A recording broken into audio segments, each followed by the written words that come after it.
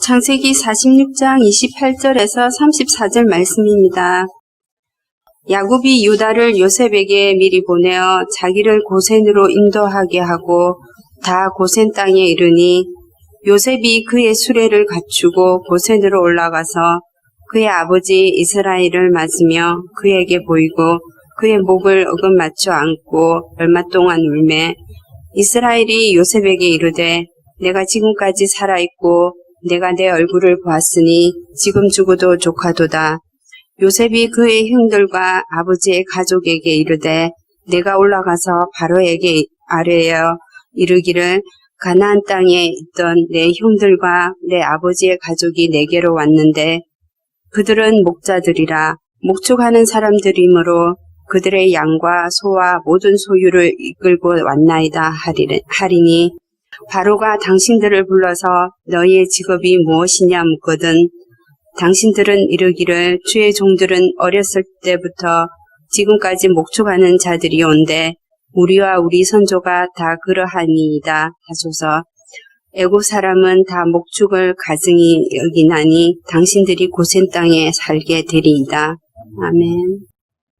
창세기 주의 설교 109회차입니다. 창세기 46장 28절로 34절의 말씀을 애굽 사람은 목축을 다 가증히 여기나니라는 제목으로 함께 나누기를 원합니다. 지난 이야기를 좀 해보면 이렇습니다. 자기에게는 자신에게는 독자와도 같은 외아들과도 같았던 아들이었고요. 7년에 7년을 더해서 얻은 사랑하는 아내 라헬의 아들이었습니다. 그 아들, 죽은 줄만 알았던 그 아들 요셉이 살아있다는 소식을 아버지 야곱이 듣게 됩니다. 천지가 움직일 그런 소식이죠. 그 소식을 들은 야곱은 애굽행을 결심합니다. 그렇게 애굽행을 결심하고 온 가족이 70명이잖아요. 그 대가족을 이끌고 애굽으로 가고 있는데 한달음에 달려가도 시원찮은 마당에 그때 브엘세바에서 야곱과 그의 가족들이 멈췄습니다. 거기서 뭘 했죠? 희생제사를 드렸고요. 지난 시간에 브엘세바의 의미에 대해서 말씀을 드렸습니다. 브엘세바가 어떤 곳이냐면 하나님 여호와 하나님께서 당신의 약속을 선포하시고 그 약속을 성취시키는 자리가 브엘세바이다라고 말씀드렸죠. 아버지 이삭에게도 할아버지 아브라함에게도 늘 브엘세바는 그런 자리였습니다. 이 브엘세바에서 야곱은 뭘 하죠? 자기를 내려놓는 작업을 합니다. 다시 말하면 지금까지 그가 의지했던 건 뭡니까? 그의 지혜, 그의 속임수, 그 이름이 속임수잖아요. 그의 지혜, 그 다음 그 자신이 지금까지 살아왔던 방편들을 의지했던 그가 그 자신을 내려놓고 하나님을 의지합니다. 주님 갈까요 말까요? 이 땅을 벗어나면 하나님 아버지의 약속의 땅을 벗어나는 것인데 그 땅으로 갈까요 말까요? 그 밤에 우리 주님께서 응답하시죠. 야곱에게 꿈에 나타나셔서 뭐라고 말씀하시냐면 야곱아 야곱아 부르십니다. 지난주 설교했었죠. 야곱아 야곱아. 그러고 난 다음에 애굽 땅으로 밀어넣으시죠. 그 밤에 당신의 약속을 다시 한번 야곱에게 상기시키시고 그 약속을 성취시키는 분이 자신이심을 당신이심을 주님께서 보여주십니다. 46장 3절 4절 한번 보실까요? 지난 시간에 봤던 3절과 4절 한번 다시 보시겠습니다. 하나님이 이르시되 나는 하나님이라 네 아버지의 하나님이니 애굽으로 내려가기를 두려워 말라. 내가 거기서 너로 큰 민족을 이루게 하리라. 이것이 약속이죠. 이것이 약속입니다. 아버지 이삭에게 할아버지 아브라함에게 주셨던 약속. 조금 더 올라가면 노아에게 주셨고 더 올라가면 첫사람 아담과 하와에게 주셨던 약속. 뭐죠? 생육번성 땅의 충만, 땅을 정복하라. 그의 씨와 땅에 대한 약속입니다. 그 다음에 이렇게 말씀하시죠. 그 약속을 어떻게 이루시는 걸 한번 보여주시는데요. 내가 너와 함께 애굽으로 내려가겠고 반드시 너를 인도하여 다시 올라올 것이며. 누가 같이 가신다죠? 여호와 하나님이 내가 너와 함께 그러니까 너 걱정하지 마. 내가 너와 약속했던 브엘세바에서 약속했던 그 약속은 내가 이루는 것이다. 그러니까 너는 걱정하지 말고 가라. 요셉이 그의 손으로 내 눈을 감기리라 하셨더라. 마지막 임종을 누가 지킨다고요? 그가 그토록 사랑했던 죽었었는 줄 알았던 그 아들 요셉이 임종을 지키겠다. 이렇게 이야기하시죠. 그러고 난 다음에 이 꿈에서 약속을 받은 다시 한번 약속을 확인한 야곱은 자기 온 가족 70명을 데리고 애굽으로 들어갑니다. 애굽으로 들어갈 때에 큰아들 르우벤부터 르우벤의 아들들, 그 다음에 시몬, 레위, 네 번째 아들 유다 해서 12번째 아들들까지 다 이야기를 한다, 그렇죠? 이름이 한 명씩 한 명씩 거론되어집니다. 어떤 의미인가요? 한 사람의 예외 없이 이스라엘은, 다시 말하면 이스라엘의 야곱의 아들들과 손자들, 그 가족들은 다 뭘 받았다? 구원받았다. 가나안 땅에 있었으면 어떻게 되죠? 7년 대흉년 가운데 사망 가운데 있어야 되는데 그 모든 한 가족도 남김없이 전부 다 구원을 받았다는 겁니다. 근데 이름이 거론되는 이유는 뭐라고요? 그것이 그냥 저 상상 속에 아니면은 그냥 관념적으로 생각하는 그 구원이 아니라 내 이름이 거기 있다라는 거예요. 내 이름이 생명록 가운데 있다는 거죠. 매일매일 내 삶 가운데 그 구원을 경험하는 거라면 실체라는 거예요, 구원은. 사람 이름을 기록해 놓은 것은 그죠? 실체라는 것입니다. 구원은 실체이고요, 또 실제이고요. 지금 오늘 내가 경험하는 것이 구원이어야 합니다. 그래서 그 70명의 이름을 다 기록을 하고 있는 것이죠. 그 다음에요, 여기까지가 지난 시간의 이야기였고요. 오늘 에피소드는 이렇습니다. 줄거리를 잠깐 말씀드리자면요, 야곱이 유다를 먼저 보내서 우리 고센 땅에서 요셉을 만나기로 하자 이렇게 이야기를 하고 유다를 먼저 보내죠. 그리고 야곱과 아들 요셉이 만납니다. 어떻게 만남이 진짜 수십 년간에 그렇게 해서 만난 거잖아요. 진짜 사랑했던 아들을 만난 거잖아요. 이산가 중에 상봉했습니다. 이거 기억나실 텐데 1983년 천만 이산가족 찾기가 있었습니다. KBS 특별기획에서. 제목이 뭐였냐면 누가 이 사람을 모르시나요? 138일 동안 방영을 했고요. 남과 북의 이산가족들이 화면으로 상봉하는 시간들을 가졌었죠. 그 이미지를 아시는 분들은 이 야곱과 요셉이 만나는 그 감격과 기쁨이 어떤 것인지 충분히 이해하실 거라고 생각합니다. 그거보다 더했으면 더했죠. 그렇게 눈물을 뿌리면서 상봉을 하고 난 다음에 요셉이 자기 형제들, 그 다음에 아버지, 그리고 가족들에게 이렇게 당부를 합니다. 내가 이제 바로를 만나러 갈 텐데, 애굽의 1인자인 바로를 만나러 갈 텐데, 그때에 여러분들도 같이 만나게 될 텐데, 그때 당신들은 이렇게 말하십시오라고 말하면서 뭐라고 이야기하냐면, 우리는 목축업을 하는, 가축을 기르는 자입니다. 조상 대대로 그 업을 해왔습니다. 그렇게 반드시 이야기하라는 당부를 합니다. 그리고 오늘 에피소드가 마치는데요. 저는 여기서 세 가지 좀 특별한 점, 특이한 점을 발견했는데요. 먼저 28절 한번 보실까요? 창세기 46장 28절입니다. 야곱이 유다를 요셉에게 미리 보내어 자기를 고센으로 인도하게 하고 다 고센 땅에 이르니, 야곱이 유다를 요셉에게 먼저 보내잖아요.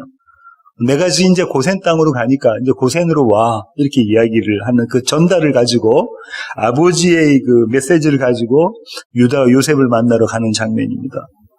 마치 유다가 장남이 돼버린 모습이에요. 원래 누가 가야 되죠? 루벤이 가야 됩니다. 자기 아들이 루벤이 가야 되는데 유다가 장남이 되어버립니다. 유다가 장남이 되어버린 사건이 있었어요. 이 앞에. 그 사건 때문에 그 다음부터는 루벤이 아니라 유다가 장남 역할을 하는데요. 창세기 43장 8절로 9절입니다. 창세기 43장 8절로 9절입니다. 유다가 그의 아버지 이스라엘에게 이르되 저 아이를 나와 함께 보내시면 우리가 곧 가리니 그러면 우리와 아버지와 우리 어린아이들이 다 살고 죽지 아니하리이다. 내가 그를 위하여 담보가 되오리니 아버지께서 내 손에서 그를 찾으소서. 내가 만일 그를 아버지께 데려다가 아버지 앞에 두지 아니하면 내가 영원히 죄를 지리이다. 뭐라고 약속을 하죠? 유다가 우리가 다 죽게 생겼으니까 우리가 생명을 얻으러 가야 되겠습니다. 우리가 요셉에게 가서, 요셉인지 모르죠. 생명을 얻으러 가야 되겠사오니 만약에 저 막내가 오지 못하면, 베냐민이 오지 못하면 제가 담보로 거기에 잡혀 있겠습니다. 제 생명을 드릴게요. 이렇게 약속을 했습니다. 여기까지는 약속이에요. 입으로 뱉은 말이죠. 실천을 합니다. 44장 32절부터 33절. 이거는 유다가 요셉인지 모르고 요셉에게 이야기하는 겁니다. 주의 종이 내 아버지에게 아이를 담보하기를 내가 이를 아버지께로 데리고 돌아오지 아니하면 영영이 아버지께 죄짐을 지리다 하였사오니 이제 주의 종으로 그 아이를 대신하여 머물러 있어 내 주의 종이 되게 하시고 그 아이는 그의 형제들과 함께 올려보내소서. 본인이 약속했던 걸 지켜내나요? 유다가 지키는 장면입니다. 어떤 사건인지는 다 기억을 하실 겁니다. 지켜내는 장면입니다. 이때를 시점으로 해서 유다가 장남이 되어버립니다. 이스라엘의 장남이 되어버리죠. 이 장남이 된 모습이 어디서 드러나냐면요. 야곱이 임종하면서 그 아들들을 축복하는 장면이 있습니다. 르우벤에게 어떻게 이야기했는가 보실까요? 창세기 49장 3절로 4절 한번 보시겠습니다. 르우벤에게 이렇게 이야기를 하는데요. 창세기 49장 3절로 4절입니다. 르우벤아 너는 내 장자요 내 능력이요 내 기력의 시작이라. 위풍이 월등하고 권능이 탁월하다마는 물의 끄는 같았은즉 너는 탁월하지 못하리니 내가 아버지의 침상에 올라 더럽혔음이로다. 그가 내 침상에 올랐었도다. 르우벤이 아버지의 침상에 올랐잖아요. 그러고 난 다음에 르우벤은 장자권을 잃어버리게 되죠. 근데 대신해서 이 르우벤 대신해서 장자권을 받은 사람은 유다입니다. 8절. 유다야 너는 내 형제의 찬송이 될지라 내 손이 내 원수의 목을 잡을 것이요 내 아버지의 아들들이 내 앞에 절하리로다. 그렇죠? 내 아버지의 아들들이 네 앞에 절하리로다. 마치 요셉의 형제들이 요셉에게 절했던 것처럼 그 모습입니다. 유다는 사자 새끼로다. 내 아들아 너는 움킨 것을 찢고 올라갔도다. 그가 엎드리고 그 웅크림이 수사자 같고 암사자 같으니 누가 그를 범할 수 있으랴. 규가 유다를 떠나지 아니하며 통치자의 지팡이가 그 발 사이에서 떠나지 아니하기를 실로가 오시기까지 이르리니 그에게 모든 백성이 복종하리로다. 이 구절을 이사야 선지자는 계속해서 언급하고 있죠. 인용하고 있습니다. 그렇죠? 여기서 이 유다의 자손으로 오시는 예수 그리스도가 여기 안에 담겨져 있습니다. 씨의 축복이 여기 있는 거죠. 장자는 씨의 축복을 가진 자가 장자입니다. 그래서 이런 메시지를 담고 야곱이 유다를 요셉에게 보냅니다. 그 다음에 다시 오늘 본문 창세기 46장으로 오셔서요. 두 번째로 제가 궁금했던 건 30절입니다. 이스라엘이 요셉에게 이르되 네가 지금 살아있고 내가 네 얼굴을 보았으니 지금 죽어도 족하도다. 야곱이 뭐라고 이야기하냐면 죽은 줄 알았던 요셉을 봤잖아요. 내가 지금 죽어도 좋겠다. 이제 됐다. 이렇게 이야기하는 거잖아요. 그 심정을 이해하시죠? 그 마음이 이해가 됩니다. 한이 풀린 그 야곱의 마음이죠. 그런데 야곱은요, 그 이후 17년을 더 삽니다. 내가 지금 죽어도 좋겠어요 라고 고백하고 난 다음에 그 다음에 17년을 더 삽니다. 47장 28절 보실까요? 47장 28절입니다. 야곱이 애굽 땅에 17년을 거주하였으니 그의 나이가 147세라. 내가 지금 죽어도 좋아. 이제 괜찮아. 이제 내가 내 소원을 다 이루었어 하고서도 17년을 더 살았습니다. 제가 결론에 가서 이 의미를 제가 다시 한번 말씀을 드릴게요. 그 다음에 세 번째로 마지막으로 제가 관심이 있었던 건 34절인데요. 당신들은 이르기를 주의 종들은 어렸을 때부터 지금까지 목축하는 자들이온데 우리와 우리의 선조가 다 그러하니이다 하소서.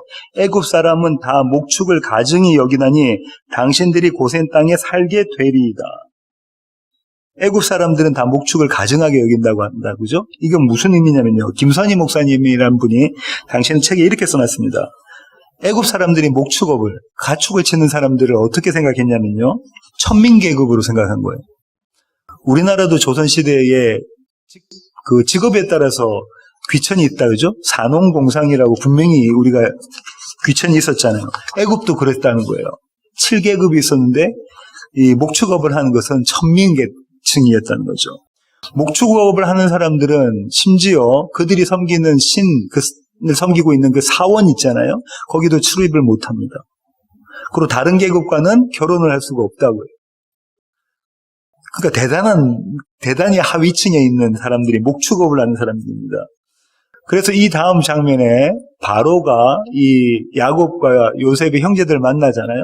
그렇게 만나면서도 그들에게 정치에 참여하라는 이야기를 하지 않습니다. 요셉이 대단한 자잖아요. 바로가 정권을 줬어요.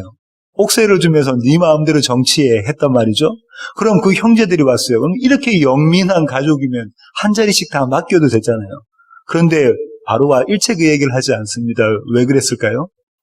목축업을 하는, 조상대대로 우리는 목축업을 하는 사람입니다라고 이야기했기 때문에 그랬다고 신학자들은 추정을 합니다. 맞는 이야기인 것 같아요. 그런데 이런 배경 가운데 있으면 요셉이 지금 가족들에게 바로를 만났을 때 그들이 너무나 가증하게 생각하는, 우리는 목축업을 조상 대대로 해왔던 사람입니다. 우리는 그 직업 말고는 할 줄 아는 게 아무것도 없습니다라는 사실을 고백한다는 것은 잘못된 게 아닙니까? 도리어 숨겨야 되지 않을까요? 목축업을 했다는 거, 왜냐면 요셉은 알고 있어요. 애국 사람들이 그 목축업을 가증하게 생각한다는 거. 그럼 그 얘기는 그냥 말만 안 하면 되잖아요. 그럼 한 자리 한 자리씩 받을 수 있었잖아요. 그런데 그 말을 꼭 하라고 신신당부해서 하고 있거든요. 신학자들은 이렇게 이야기하는 신학자들이 있는데요. 요셉은 자기 가족들이 바로 앞에서 거짓말을 하는 것을 원하지 않았다. 정직하기를 원했다. 이렇게 이야기하는 신학자들이 있습니다. 많은 신학자들이 그렇게 이야기하는데요. 그럴까요? 만약에 윤리적인 정직이라면 저는 그 답이 정답이 아니라고 생각합니다. 그리고요, 목축업을 계속했으면, 이 목축업이라는 건 이런 거잖아요. 풀이 있는 초장을 따라다니는 겁니다. 농사 짓는 거는 한 자리에 앉아서 정착하는 거지만, 목축업은 여기에 풀이 다 없어지면 양들을 데리고 소들을 데리고 다른 풀 있는 자리로 움직여야 되죠. 그러니까 뭘 짓고 살죠? 집을 못 짓고 텐트를 짓고 사는 거예요. 그렇죠? 장막 위에서 생활하는, 그러니까 좀 우리가 봤을 때는 제대로 자리 잡혀 있지 않은 모습이 목축업을 하는 사람입니다. 그렇게 평생을 살아왔던 사람들입니다. 그럼 잠자코만 있으면, 입을 다물고만 있으면 한 자리씩 얻으면 이참에 직업을 바꿀 수도 있잖아요. 그런데 왜 그렇게 하지 못하게 요셉은 이야기했을까요?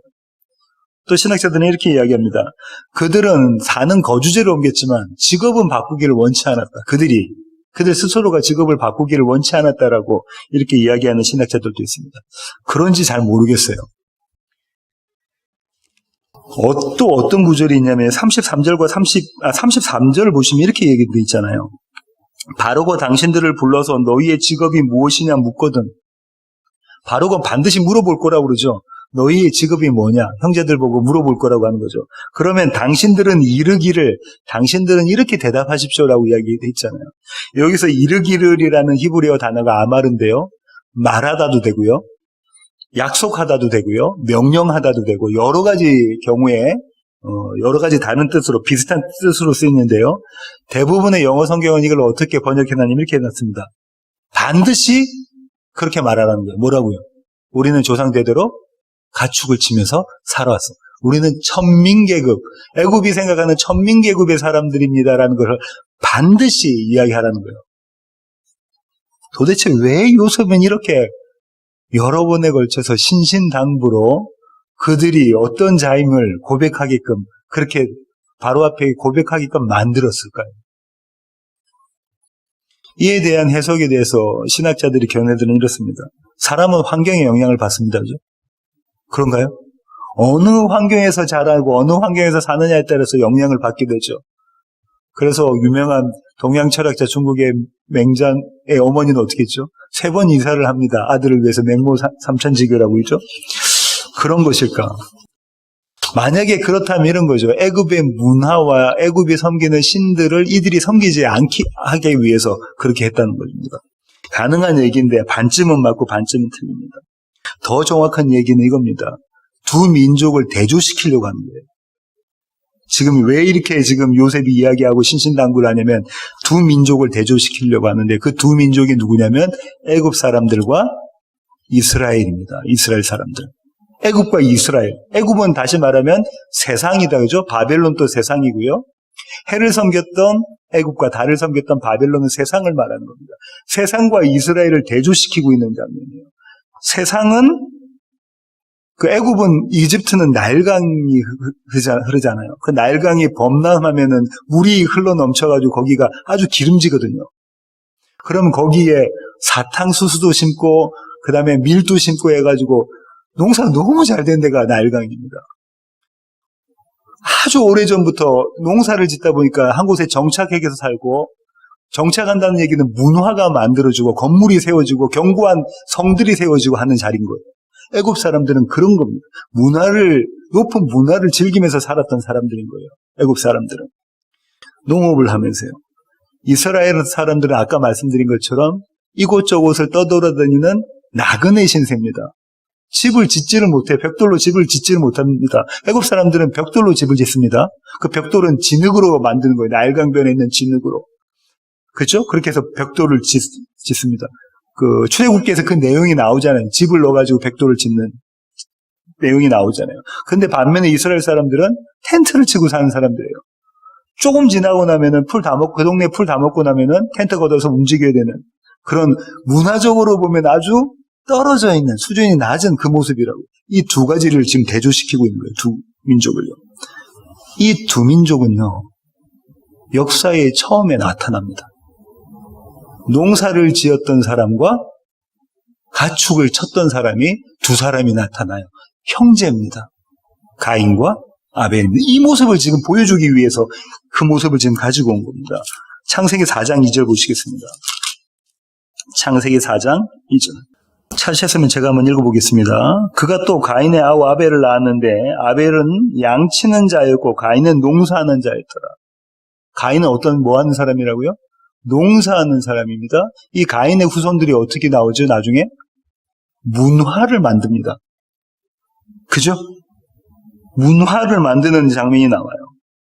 에녹이 누굴 낳고 뭐 라멕 낳고 유발이고 뭐 연주하는 사람 그다음에 장신구 만드는 사람에서 문화를 만드는 누구의 밑에서 가인의 줄기에서 자기의 성을 쌓는 사람들의 모습이 나온다. 그죠? 아벨은 그렇지 않아요. 아벨은 여호와 동행하다가 죽었더라. 여호와 동행하다 죽었더라. 여호와 동행하다 죽었더라. 이게 아벨의 모습인데 이쪽은 가축을 치는, 양을 치는 사람들이 모습인 겁니다. 조금 더 읽어볼까요?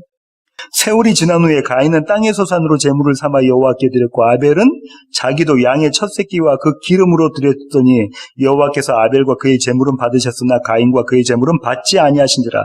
가인이 몹시 분하여 안색이 변하니. 가인은 무엇으로 제사 드렸죠? 자기의 농산물, 자기의 열심, 자기의 의, 자기가 생산해낼 수 있는 지혜와 자기가 헌신할 수 있는 것으로 예배를 드렸습니다. 그렇죠? 그 영광은 고스란히 자기에게 남습니다. 내가 이거 해서 드렸는데요. 아벨은 뭘로 드렸다죠? 어린 양의 피로 드렸다. 이렇게 대조하고 있잖아요. 이것은 창세기는 처음부터 끝까지 뭘 이야기하는 거라고 그랬죠? 3장 15절을 설명하고 있는 거라고 그랬죠. 창세기 3장 15절이 원시복음입니다. 창세기 3장 15절 가실까요?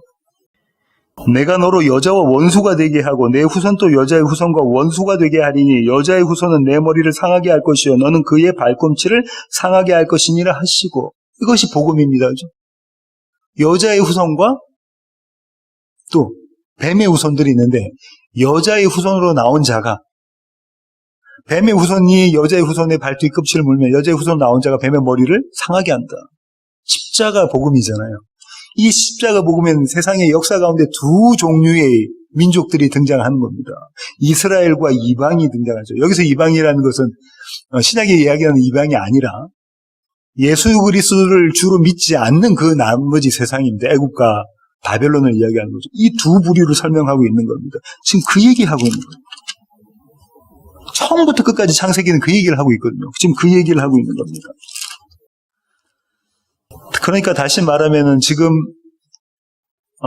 우리는 목축하는 사람입니다. 우리는 양치는 사람입니다. 라고 요셉이 그 형제들에게 신신당부 그 얘기를 꼭 하라는 것은 너희의 정체성, 교회여, 이스라엘의 너희의 정체성은 그거야. 어린 양의 피로 제사 드리는 자들이야를 이야기해 주는 거라고. 그러고 난 다음에 이 두 민족은 구별이 되는데 하나님이 구별시키십니다. 출애굽기 8장 22절 보실까요? 출애굽기 8장 22절입니다. 그날에 나는 내 백성이 거주하는 고센 땅을 구별하여 그곳에는 파리가 없게 하리니 이로 말미암아 이 땅에서 내가 여호와인 줄을 내가 알게 될 것이다. 내가 내 백성과 네 백성 사이를 구별하리니 내일 이 표정이 있으리라 하셨다 하라 하시고, 애굽 전 지역에 파리 가지고 심판하시는데요. 10가지 재앙은 애굽이 섬겼던 신의 모습들입니다. 신의 모습들인데, 애굽 땅에 파리 갖고 심판하신다는데 딱 한 지역만 심판을 안 하신대요. 거기가 고센 땅, 이스라엘이 있는 데는 구별해냈다 이렇게 말씀하고 계신다. 그죠? 구별해냈다. 9장 26절 보실까요? 9장 26절. 출애굽기 9장 26절입니다. 이스라엘 자손들이 있는 그곳 고센 땅에는 우박이 없었더라. 그곳에는 우박이 없다 그러죠. 똑같은 애굽인데 이스라엘이 있는 지역만 재앙이 없습니다. 재앙이 없습니다. 무슨 이야기를 하고 있냐면 맨 마지막에 10번째 재앙에 대한 모형을 앞에서 점진적으로 보여주고 있는 겁니다. 그죠? 장자가 죽는 재앙을, 그 이스라엘만 장자가 죽는 재앙이 없는데 그것을 지금 보여주고 있는 장면들이에요. 하나님이 구별하신 자들과 구별하지 않은 자들에 대한 얘기, 두 민족에 대한 이야기죠. 성경이 말하는 거룩은요, 저와 여러분이 생각하는 사전식, 국어 사전식 의미의 거룩이 아닙니다. 우리는 저분이 너무 거룩해 보여. 저분은 너무 거룩해. 교회에서 너무 많이 봉사 충성 헌신하시고 헌금도 현금 생활 열심히 하시고 헌금 생활 하지 말라는 얘기 아니고요. 헌금 생활 하셔야죠. 단기 선교도 가시고 어디 선교도 가시고 선교 하셔야 됩니다. 그런 거 가지고 뭘 구별할 수 없다? 거룩이라는 거 구별할 수가 없습니다. 거룩은 주체가 누구시죠? 하나님이 거룩하게 구별을 시켜버리신 거예요. 그의 어떠함과 상관없이 하나님께서 구별을 시켜주셨습니다. 윤리적인 거룩, 윤리적인 삶의 거룩이 아니라는 거예요. 하나님이 이미 창세 전에 너는 거룩해, 너는 거룩하지 않아 구별을 시키셨다는 거예요. 하나님의 구별하심으로 거룩해 주는 것은요, 왜냐하면 거룩하신 그분과 연합되어져 있기 때문에 거룩해지는 것이죠. 오늘 설교의 결론을 맺도록 하겠습니다. 좀 일찍 맺겠는데요. 성도의 삶은 두 가지로, 오늘 본문에서 보면 성도의 삶은 두 가지로 나타납니다. 첫 번째는요, 지금 죽어도 족하다는 삶입니다. 지금 죽어도 족하도다라고 야곱이 이야기했잖아요. 그 삶이 성도의 삶이어야 됩니다. 아들 만나가지고, 죽었던 줄 알았던 아들 만나가지고 내가 지금 죽어도 좋게, 이 정도 수준을 넘어서 깊은 의미가 있는 겁니다. 신학적으로 보면 이런 거예요. 야곱이 브엘세바에서 하나님의 약속을 받잖아요. 그 브엘세바가 야곱에게는 어떤 데라고요? 자기의 꾀로, 자기의 계획으로, 자기의 능력으로 자기 형을 속이고 장자권을 받아냅니다. 그죠? 형이 자기를 죽이려고 하니까 떠난 자리가 브엘세바예요. 자기 집이 어디입니까? 이삭의 집이 브엘세바였단 말이에요. 거기서 떠나버렸어. 떠나면서 하나님을 만난 자리가 베델이죠. 하나님의 집의 자리고 다시 돌아왔어요. 그죠? 다시 돌아와가지고 이제 내려오면서 어디서 브엘세바에서 하나님께 이 땅을 벗어나도 될까요? 아까 말씀드린 것처럼. 그때 뭐라고 하나님 말씀하셨죠? 가! 내가 너와 함께 하겠다. 거기가 브엘세바라고 제가 말씀드렸잖아요. 그러면은 지금 그 브엘세바를 경험했던 이 야곱이 이제는 요셉을 봤잖아요.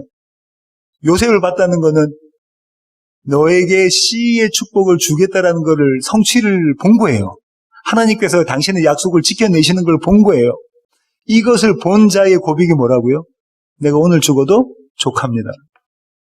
하나님의 약속의 성취를 본 자들의 고백이 내가 오늘 죽어도 족합니다. 내일 불평하고 모레 불평할 수 있죠. 저와 여러분의 삶을 보면 불평 안 하십니까? 저는 오늘 또 불평하고 근심하고 걱정하죠. 하지만 문득문득 하나님이 나를 붙잡고 가시는 오늘 말씀처럼 내가 너와 항상 늘 함께 하겠다라는 그 말씀이 성취되는 것을 경험하는 거죠. 문득문득. 이 약속을 반드시 지키시는 신실하신 하나님을 경험하는 자들의 고백이 뭐라고요? 오늘 내가 죽어도 족하도다. 신약에 이런 사람이 나옵니다. 누가복음 2장 25절부터 32절입니다. 누가복음 2장 25절입니다. 찾으셨으면 제가 한번 읽어보겠습니다. 예루살렘에 시므온이라 하는 사람이 있으니 이 사람은 의롭고 경건하여 이스라엘의 위로를 기다리는 자라. 성령이 그 위에 계시더라. 의롭고 경건의 의미가 어떤 의미인지 아셔야 됩니다. 우리가 알고 있는 사전식의 의미가 아니에요. 분명히 누가가 기록하고 있죠. 뭘 기다리고 있는 겁니까? 이스라엘의 위로. 이스라엘의 위로는 누구죠? 예수 그리스도. 메시아를 기다리고 있는 자가 의롭고 경건한 자예요. 그의 어떠함이 아니라 그 안에 메시아가 있는 자가 의롭고 경건한 자죠. 그 자가 시몬인데요. 그에게 성령이 나타나셔서 이렇게 이야기하십니다. 그가 주의 그리스도를 보기 전에는 죽지 아니하리라 하는 성령의 지시를 받았더니, 약속을 받았어요. 시몬이.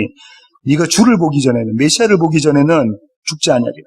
성령의 감동으로 성전에 들어가매 마침 부모가 율법의 관례대로 행하고자 하여 그 아기 예수를 데리고 오는지라. 시몬이 아기를 안고 하나님을 찬송하여 이르되, 주제여, 이제는 말씀하신 대로 종을 평안히 놓아주시는도다. 내 눈이 주의 구원을 보았사오니 이는 만민 앞에 예비하신 곳이요 이방을 비추는 빛이요 주의 백성 이스라엘의 영광이니이다 하니, 그의 부모가 그에 대한 말들을 놀랍게 여기더라. 시몬이 뭐라고 하죠? 메시아를 보고 난 다음에 이제 제가 죽어도 족합니다. 이제 제가 죽어도 족합니다. 이게 성도의 모습입니다. 하나님의 약속을 받은 자, 그 마음 가운데 메시아가 있는 자, 메시아를 만났으니까 이제 제가 죽어도 좋습니다. 모든 성도의 고백은 이 야곱의 고백이고, 야곱이 이스라엘이잖아. 이스라엘의 고백이고, 오늘 의롭고 경건한 시므온의 고백이라는 거죠. 그러고도 야곱은 17년을 더 삽니다. 뭘 의미하는 거냐면 매일매일 이 내가 오늘 죽어도 족하도다의 고백을 하는 삶을 살아가는 자들이 성도라는 거예요. 누가 그렇게 만드신다고요? 여호와 하나님이. 내가 너와 함께 하겠다. 애굽 땅에서 이스라엘 백성들이 나올 때는 그 애굽 사람들에게 노예로 살았어요. 노예로 살았죠. 그럼 그들이 내가 지금 죽어도 좋겠습니다라는 고백이 그들의 입술 가운데 나왔을까요? 아니요, 천만에요. 저와 여러분의 삶과 똑같습니다. 그죠? 그럼에도 불구하고 내가 지금 죽어도 좋겠습니다를 고백을 문득문득 하게 하시고, 마지막에는 온전히 그 고백으로 가득하게 만들어 가시는, 완성으로 끌고 가시는 여호와 하나님의 능력, 그분이 함께하신, 사랑하신, 신실하신, 그것이 여기 담겨 있는 거예요. 이 성도의 모습입니다. 매일매일 이 고백으로 사는 자들을 거룩한 무리, 의로운 무리, 성도, 교회라고 부르신다. 두 번째 성도의 삶은요, 목축하는 자들이 온대라고 고백하는 자입니다. 바로 앞에서, 세상 앞에서 우리는요, 목축하는, 가축치는 사람들입니다. 그렇게 고백하는 자들이 성도예요. 그게 어떤 의미냐면 이런 겁니다. 애굽 사람들은 목축하는 사람들을 어떻게 여겼다고요? 아주 가증히 여겼다. 아주 가증히. 천민계급으로 여겼다. 마치 우리나라 조선시대의 백정들을 천민으로 여긴 거죠. 전혀 그렇게 하면 안 되지만 그렇게 여긴 것처럼 그렇게 여겼다는 거예요. 그 여긴 모습이 어디서 드러나느냐면요, 출애굽기 8장 25절부터 28절 보시겠습니다. 출애굽기 8장 25절부터 아까 찾으셨던 구절 바로 그 다음 구절인데요, 28절입니다. 바로가 모세와 아론을 불러 이르되, 너희는 가서 이 땅에서 너희 하나님께 제사를 드리라. 모세가 이르되, 그리함은 부당하니이다. 우리가 우리 하나님 여호와께 제사를 드리는 것은 애굽 사람이 싫어하는 바인즉, 이게 가증히 여기는 거예요. 뭘 싫어한다죠? 여호와 하나님께 제사를 드리는 것을 애굽 사람들이 세상은 싫어한다고 그런다, 그죠? 예배 드리는 것을 싫어한다고 그래요. 우리가 만일 애굽 사람의 목전에서 제사를 드리면 그들이 그것을 미워하여 우리를 돌로 치지 아니하리이까. 우리가 사흘 길쯤 광야로 들어가서 우리 하나님 여호와께 제사를 드리되 우리에게 명령하신 대로 하려 하나이다. 하나님이 우리에게 명령하신 그 방식대로 우리는 제사를 드리겠습니다. 애굽의 제사 드리는 방식이 아니라 하나님이 우리에게 명령하신 그 방식 그대로 우리는 하나님께 예배를 드리겠습니다. 애굽 사람들은 그걸 가증히 여긴답니다. 싫어한다고요. 이렇게 지금 모세가 지금 바로에게 이야기를 하죠. 애굽 사람들이 못마땅하게 여기고 가증히 여겼던 제사는 첫사람의 아들들 장남인 가인이 아벨의 제사를 못마땅하게 여긴 것과 똑같은 모양입니다. 그 모양을 그대로 끌고 온 거예요. 가인은 아벨의 제사를 못마땅하게 여깁니다. 공로가 없는 것 같아요. 그 안에는 그냥 양 죽여서 양의 피로 드린 거죠. 본인은 1년 내도록 고생해서 드렸던 거예요. 이거보다 더 아름다운 소산물은 없어요. 그 소산물을 하나님께 드렸는데 하나님은 그걸 받지 않으시는 장면입니다. 내가 막 열심을 해서 드렸던 제사는, 예배는 받지 않으시는 거예요. 그 제사를 누가 드렸다고요? 애굽 사람들이 드렸던 제사입니다. 그들은 아벨에 드렸던 제사, 이스라엘에 드리는 제사, 야곱과 요셉과 유다가 드리는 제사는 가증히 여기는 거예요. 저게 무슨 제사야? 그들 안에 아무 노력도 없잖아. 아무 의의가 없잖아. 저게 무슨 제사야? 그렇게 여기는 거죠. 그들이 가증하게 여겼던 제사가 6월절의 제사입니다. 6월절의 제사. 6월절의 제사는 십자가잖아요. 십자가입니다. 고린도전서 1장 22절부터 24절 보실까요? 유대인은 표적을 구하고 헬라인은 지혜를 찾으나 우리는 십자가에 못 박힌 그리스도를 전하니 유대인에게는 거리끼는 것이요 이방인에게는 미련한 것이로다. 이 부분입니다. 십자가가 뭐라는 거예요? 십자가의 제사를 유대인이나 헬라인이나 다, 세상은 다 어떻게 한대요? 거리끼고 가증하게 여기고 싫어한다는 거예요. 십자가의 제사는. 도대체가 그 말이나 되느냐는 거예요. 너의 열심은 하나도 없는 그게 말이나 되냐? 너의 의는, 너의 공로는 하나님이 없는, 뭘 하나님께 드린다는 거야? 그런데 우리는 뭐라죠, 바울이? 우리는 그것을 하나님께 드리는데 뭐라는 거죠? 그리스도는 하나님의 능력이요 하나님의 지혜니라. 바울이 그렇게 이야기죠. 바울이 이걸 어떻게 또 이야기했냐면요. 갈라디아서 6장 14절 가보실까요? 갈라디아서 6장 14절입니다. 그러나 내게는 우리 주 예수 그리스도의 십자가 외에 결코 자랑할 것이 없으니 그리스도로 말미암아 세상이 나를 대하여 십자가에 못 박히고 내가 또한 세상을 대하여 그러하니라. 바울이 이 고백을 합니다. 어떤 이 상황 가운데 컨텍스트에서 이 말이 나오냐면 유대인들이 나의 열심이 들어가야 되는 거예요. 나의 열심이 없고 오직 복음으로는 안 되는 거죠. 오직 복음으로는 안 됩니다. 지켜야 될 율례들을 지켜야 되고 플러스 복음. 내가 열심히 하면서 플러스 복음, 예수. 이거 아니다라는 거죠. 바울이 그 얘기하면서 뭐라고 이야기하죠?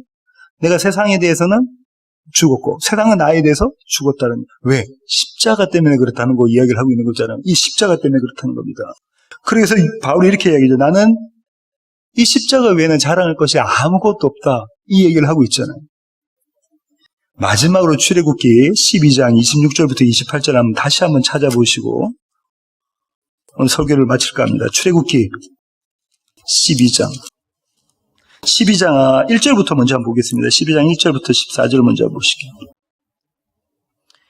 여호와께서 애굽 땅에서 모세와 아론에게 일러 말씀하시되 이 달을 너희에게 달의 시작 곧 해의 첫 달이 되게 하고. 이거 아주 중요한 얘기인데요. 유대 이스라엘의 그 달력의 시작은 언제라고요? 언제입니까? 예수님의 십자가 사건이라는 거예요. 뭐지 이야기는 뭐냐면 유월절 이야기하고 있다죠. 어린 양을 잡는 유월절을 이스라엘역에 달의 시작 곧 해의 첫 달이 되게 하고 성도의 삶의 시작은 뭐라는 거예요? 예수 그리스도의 십자가. 아무리 성경책 끼고 교회 왔다 갔다 열심을 내고 있어도 특세고 새벽 기도고 열심히 참석하고 있어도 그 가운데 6월절의 제사가 없으면 성도의 시작은 시작하지도 않았다라는 겁니다. 시작하지도 않았다. 성도의 시작은 이거라는 거죠. 너희는 이스라엘 온 회중에게 말하여 이르라.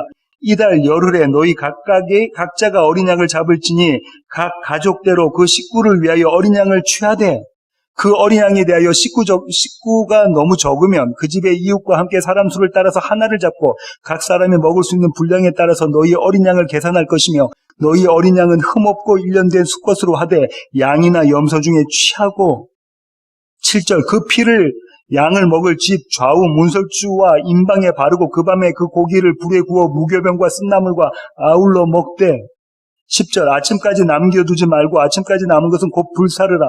너희는 그것을 이렇게 먹을지니 허리에 띠를 띠고 발에 신을 신고 손에 지팡이를 잡고 급히 먹으라. 이것이 여호와의 유월절이니라.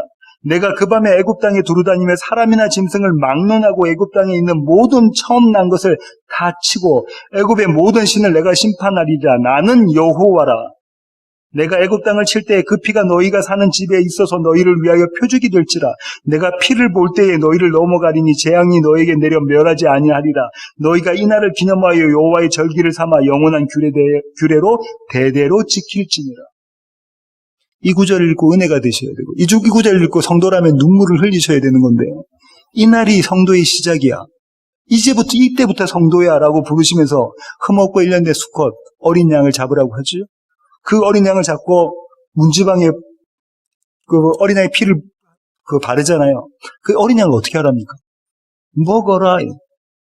어린 양을 먹어라. 이게 주의 만찬. 주님께서 십자가 지시기 전에 내 살과 내 피다. 지금 뭐 하자는 겁니까? 어린 양과 연합해. 네가 어린 양과 함께 죽고 네가 어린 양과 함께 부활하는 것이야 라는 것을 지금 설명해 주고 계신다. 그죠? 이 날이 여호와의 유월절. 나는 여호와니라. 나는 내가 약속한 그 약속을 반드시 지켜내는 여호와니라. 내가 이 일을 한다. 내가 너를 구원해낸다. 이 방식으로 내가 너를 구원해낸다. 너는 어린 양을 먹어. 26절 보실까요? 같은 출애굽기 12장 26절.